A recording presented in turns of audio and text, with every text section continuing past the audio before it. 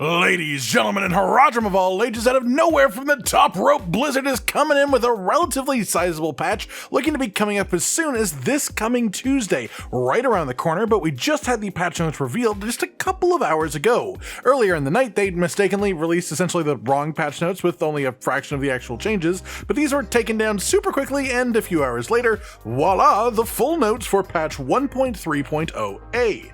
So, what are the actual changes then? Well, first up, we have some relatively major changes coming to vaults, and more specifically the Echo of Malphas fight. A big complaint from players is that the currency for just getting the general warding buff in the vaults itself was the same currency required to spawn the Echo of Malphas boss. Obviously, it was causing a sort of clear issue where players were just refusing to spend pearls on the warding buff itself and instead just hoarded them for Malphas. So now they are adding a new currency instead called Igneous Cores, which are farmed from the Arcane Tremors Braziers and also from Son of Malphas when he shows up at random. This frees up pearls for their intended purpose, which is a good chance for sure. At the same time, they have made the Echo of Malphas fight harder, increasing his level from 85 to 100 and increasing his health by 30% even outside of that, which makes him a further endgame enemy than he already was. But they also are increasing the drop rate of the unique tuning stones from 0.25% to 0.5%. By the way, insane that drop rate is actually that low right now. We had no idea that was the case, but that is basically uber unique levels from Duriel. Honestly, significantly worse, really. It's sort of crazy to me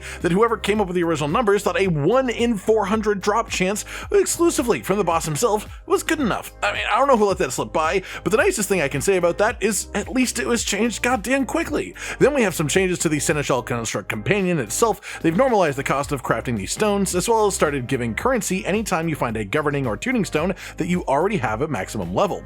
These stones can now also come from Whisper's reward boxes, which is nice to have. The random spawning Son of Malphas boss also drops stones guaranteed now, and the stones rewarded from the random roll cash from the jeweler have been doubled from 1 to 2, which is actually quite a big change all around there surrounding these stones. But then on top of that, they also changed the experience requirements for leveling up the stones themselves so they more correctly match the actual leveling speed of players, ideally, which was something that I mentioned being an issue a few days ago, so I'm definitely happy to see that fixed.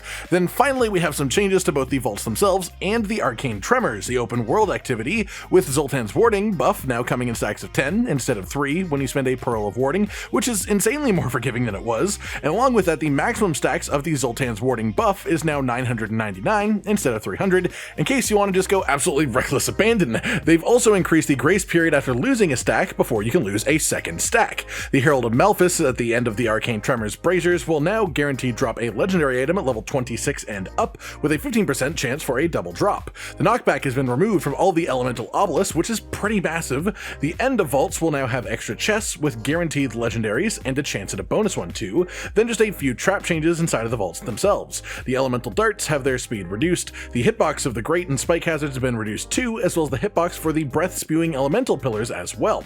Past that, it's purely bug fixes, nothing major here by any means, so I guess the question is, how do we all feel? This patch is going to hit essentially 7 days after the start of the season, so absolutely light speed on that side of things, sure, but is it enough? A large portion of the player base has cried out and said their piece about Season 3 feeling just much worse than Season 2 in a lot of areas, like a step back almost. So are these changes enough to fix that? Personally, my opinion is it definitely helps. It fixes some of the more basic issues with the season, but I think at its core, the season is just a touch lacking. There's something very disconnected about the Seneschal Construct Companion. Maybe part of it is that the best ways to use it are essentially just statistical or numerical effects. It doesn't really alter your gameplay feeling like ludicrous speed attacks did with vampiric powers in Season 2 or things like that. The most difference you can really get is something like the gripping support pulling enemies in, which is nice for sure, but it's just not as impactful feeling, even if statistically the constructs are actually stronger than the power that we gained from vampiric powers in Season 2.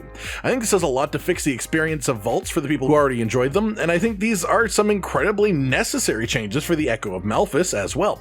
But I don't think this changes anything for the people who just don't like the concept of trap avoidance runs in a Diablo game, and I also am just honestly irritated to find out that the original drop chance of the unique tuning stones was as low as it was before.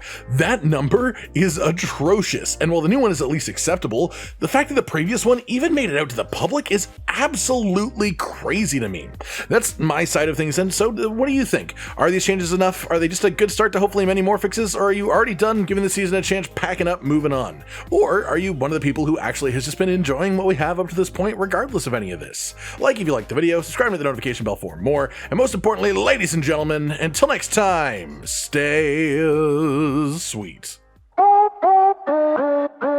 Josh, Cotton, and Hollow with the videos, dropping the humor like a hammer on your tippy toes, bringing entertainment on a daily arrangement to take our insanity and turn it into entertainment. Yes, I said entertainment twice, to reiterate that it is nice to look into your faces on a mostly daily basis when you let us in your homes to make the whole world a stage.